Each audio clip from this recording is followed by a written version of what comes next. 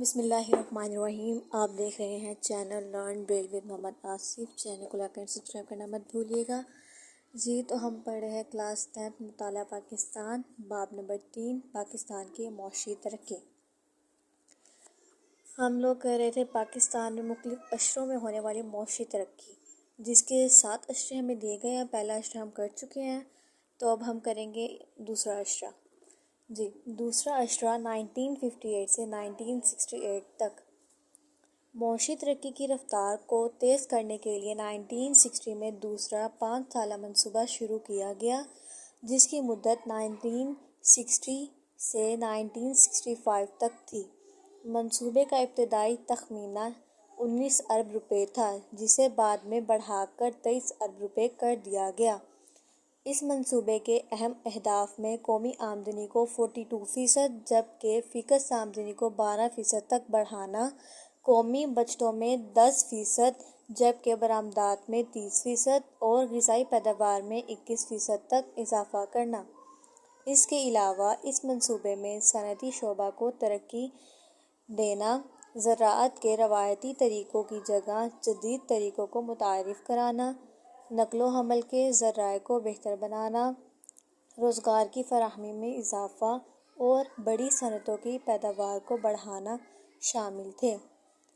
قومی آمدنی میں اضافے کی شرح 6%، صنعتی ترقی میں 8%، برآمدات میں 7%، جبکہ زرعی شعبہ میں 3% سالانہ کی شرح سے ترقی ہوئی۔ پاکستان کی معاشی ترقی میں یہ منصوبہ کامیاب تصور کیا جاتا ہے۔ اس منصوبے کے زیادہ تر اہداف حاصل کر لیے گئے۔ اس اشرے میں صنعتی شعبے کو ترقی سے ہمکنار کرنے کے ساتھ ساتھ زرعی ترقی پر بھی خصوصی توجہ دی گئی، جس میں اعلیٰ قسم کے بیجوں کی درآمد، کیڑے مار ادویات، جدید زرعی مشینری کا استعمال اور ٹیوب ویلوں کی تنصیب کے ذریعے سے وسائل آبپاشی میں اضافہ کرنا شامل تھا۔ اسی اشرے میں پاکستان اور بھارت کے مابین مشہور سندھ طاس معاہدہ 1960 میں طے ہوا، جس سے وقتی طور پر پانی کی صورتحال میں بہتری آئی، لیکن آنے والے دنوں میں پاکستانی زراعت پر اس کے بڑے منفی اثرات مرتب ہوئے۔ زرعی ترقی کے لیے زرعی کالج لائل پور فیصل آباد کو زرعی یونیورسٹی کا درجہ دیا گیا۔ حکومت نے معاشی ترقی کے لیے زرعی اصلاحات بھی نافذ کی۔ سیم اور تھور کے خاتمے کے لیے کئی منصوبے شروع کیے گئے، جن میں سیم نالوں کی تعمیر اور ٹیوب ویلوں کی تنصیب اہم تھے۔ اس دور میں بہت سے ترقیاتی منصوبے شروع کیے گئے، جن میں منگلا اور دربیلا ڈیم شامل تھے۔ حکومت کے ان اقدامات سے ہزاروں لوگوں کو روزگار ملا اور ان کی معاشی حالت میں بہتری آئی۔